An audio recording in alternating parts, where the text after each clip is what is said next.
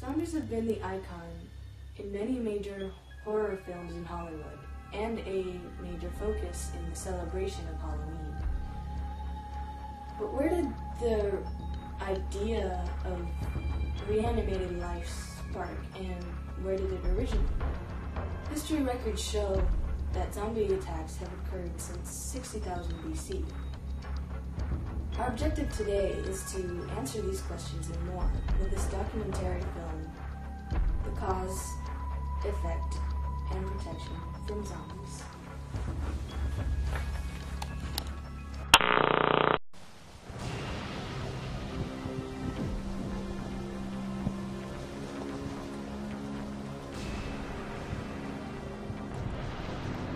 We are about to come face to face with an actual zombie. On the field joins us Jonathan Moffett.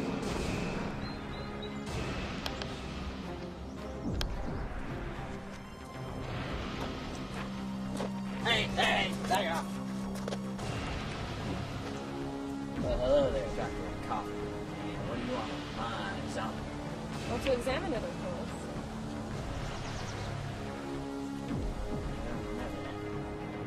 The process of an infected human takes roughly 23 hours. Hour 1 consists of pain, discoloration of the infected area, and immediate clotting of the wound. Around hour 5, a fever and chills, slight dementia, moaning, and acute pain in the joints may occur. At hour 8, numbing of the extremities of the infected area, increased symptoms, and a loss of muscular coordination will occur. At 11 hours, there will be a paralysis in the lower body, slowed heart rate, and overall numbness. After 16 hours, a coma, until hour 20, where one's heart ceases to beat and the brain halts activity. After approximately 23 hours, reanimation takes its course. The zombie's capabilities do not exceed those of a human, but the virus alters some of the 5 senses. There is no question that zombies have excellent hearing. Not only can they detect it, but determine its direction. Hearing range is the same as here you can see the zombie is staggering. This is because her joints are locked up, and the tissue makes it very stiff for her to move. Also, the cerebellum in the brain is affected, which defects her equilibrium. Note the zombie's moan. This is because even though the lungs do not function, oxygen still goes into the lungs, down the trachea, and vibrates the cord, making the very terrifying noise that is a trademark of the zombie. Nah, nothing scary about it. Just makes it easier to find. Tell us, how did you capture and contain the Walking Dead? One, I asked him that easy to do. I tackled it, and then I hooked it to a leash and tied it to the dog. They are attracted to loud sounds, so when the specimen heard your loud music, it was immediately drawn to you. How did you capture it without becoming its victim? Just in case that it didn't work when I leashed it to the rock. A bunch of pits dug around. Hope she'd fall. Alright, let us begin our up-close and personal examination of the creature. I have brought with me some meat that has been set out a while, and some fresh meat. Look at what happens when I set both pieces in reach of the zombie.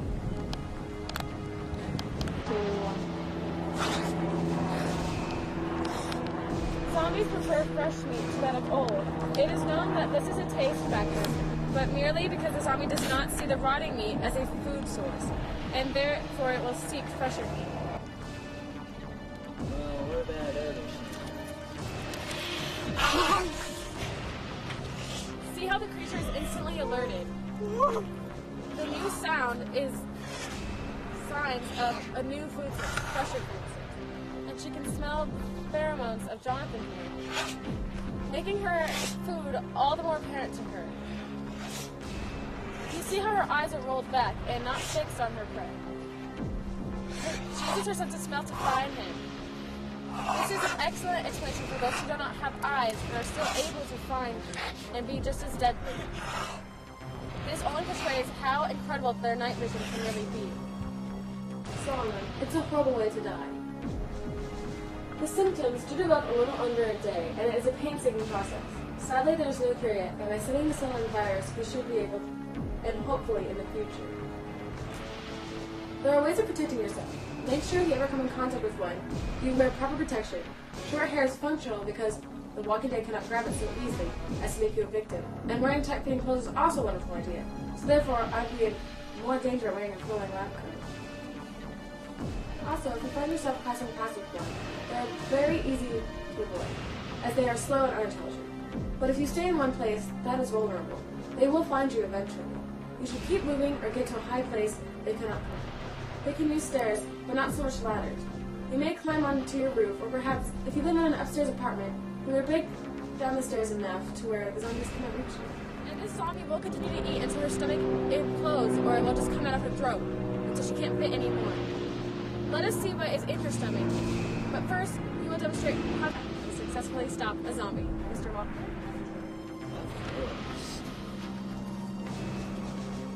Ruin the shooting, not ruining my Alright.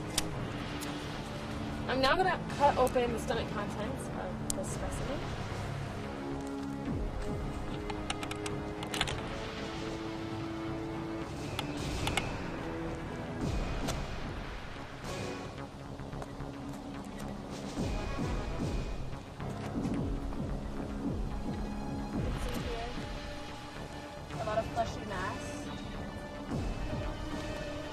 Zombies do not digest anything.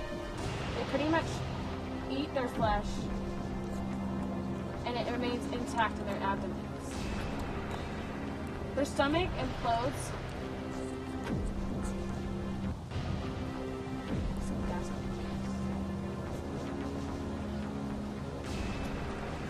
It's a very small incision, but I can see there is still some meat, mostly flesh. They prefer flesh to meat.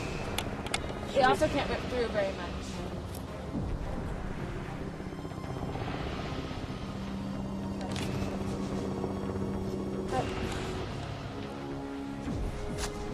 Also note the laceration on her forehead. Zombies do not heal. Whatever happens remains. Most like the meat. Her scars do not heal, and they just remain fleshy masses.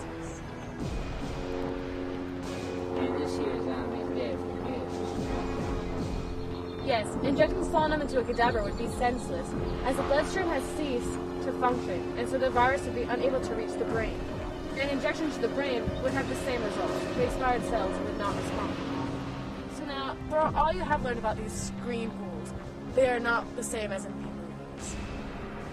One day, there may be many of the undead walking the earth, which prove to be more imposing than the zombie you have just seen on the field. There are 4 classes of zombie outbreaks. Class 1 is a low-level outbreak, taking place in a remote country. The number of zombies between 1 and 20. There will be little help from law enforcement, and only light, if any, immediate coverage. Expect to hear stories described as homicides or accidents. Class 2 take place in urban areas between 20 and 100 zombies. Law enforcement is local, state, and federal. They will react quickly and perhaps have mild military response. Class 3, undead entering by the thousands. There will be no chance for a press, blackout, or a cover-out. The military will take control, and a state of emergency will be declared in the area. Class 4 is a tragedy. General rules apply to all those infected areas. Keep one aim in mind, one goal, one established destination. Plan this journey and memorize the key locations you are passing your travel. Maintain your health as well as your groups. Mobility, not firepower, is your best defense. Be prepared to run at a moment's notice. While remaining invisible, stop, look, and listen before entering any area. Assure your team has time to rest and sleep. Avoid urban areas and equip yourselves well, with only essentials. Good luck to you unfortunates who may find this film essential. Through this film, you are able to understand the causes and effects of reanimation. Not only that, but you have learned to protect yourselves from these creatures, which have been labeled as zombies. The processes, rumors, the outbreaks, and history of all will be revealed. Now the only questions left unanswered are, do you believe in the animation of human life and body? And should an attack occur, will you be ready?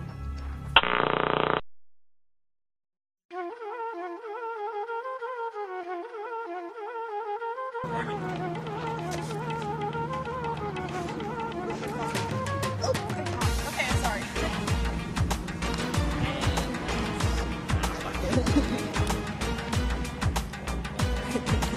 Wow.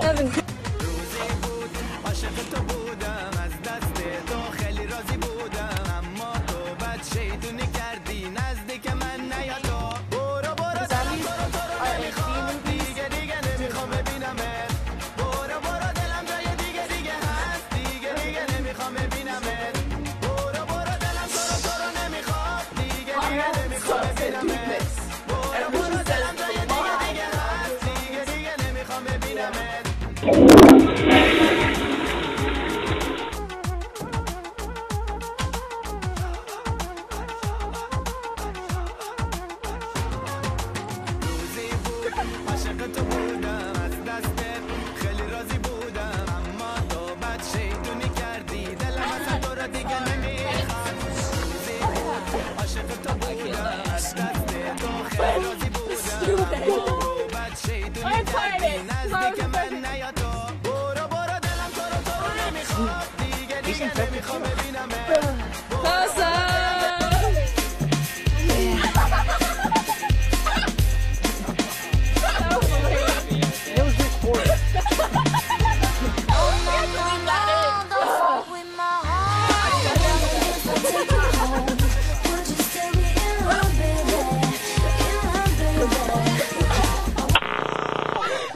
Let's go now. I want to go home and eat food. I need to go. I need to get a shower.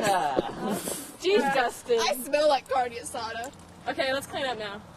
You got dirt on your car. We done?